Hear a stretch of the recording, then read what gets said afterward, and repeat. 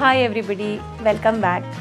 In the previous video, we tried to understand what is a good composition, the relationship of one element to the other element in a given space.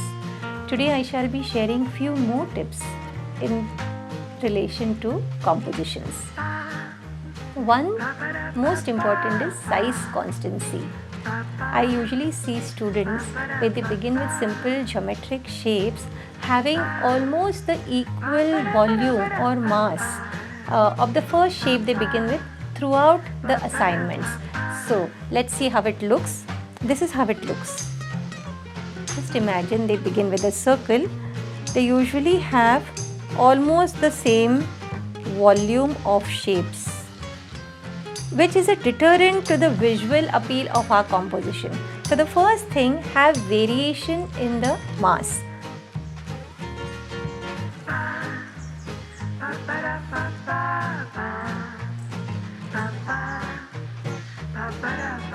Although the elements are almost the same, you see a variation in the mass, and this makes a more interesting visual.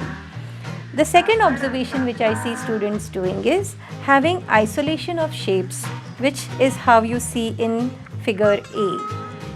With this, there is no story being created. It would be nice to have the shapes intersecting with each other. By that I mean, let's take a look.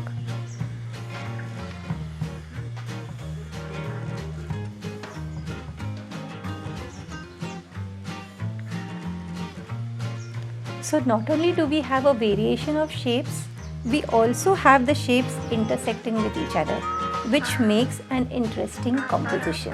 Another observation which I usually see is students use the pencil with very dark lines. That becomes a deterrent to the overall harmony when we render with pencils. So this is what students do, use of very dark lines,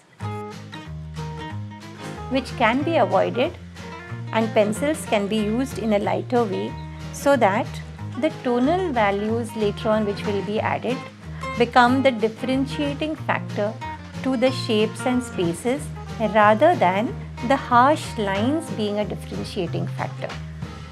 Again, that's a question of choice. Some students may say that we want those harsh and dark lines, and like in the initial videos I had said that every person has got their own signature style. Personally, I'd like to have tonal values as the differentiating factor to the spaces rather than harsh lines. So in that way, there is greater harmony in the rendering according to me. Another interesting thing which I see students usually doing is having all the elements in the frame itself. No element going out of the frame. What happens with that? Take a look. Just see visual A and visual B. You see all the elements inside the frame. All the elements inside the frame. Okay, now you will say that's a painting. So I want it like that. But if at all you see visual C, you see half a circle over here, half a circle over here. Some triangle could go out of the frame. What happens with that is you give the viewer a possibility of imagination. So such compositions give flight to the viewer's imagination. Personally, this is my choice. I prefer compositions which give flight to the viewer's imagination. So that's a personal call how you want to have your compositions. Now let's see how we can apply it to something which is more common in a landscape, like say a house or a tree, and how it looks. So a composition wherein all our objects are isolated from each other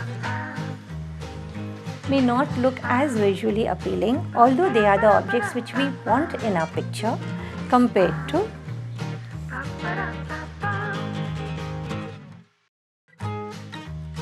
So composition in B looks more appealing because of this placing of the elements compared to that of the isolation which is there in visual A. So the only way to understand what is that secret behind a good composition is to keep at it. So just keep creating compositions. Don't forget to share them with me. Bye and see you soon.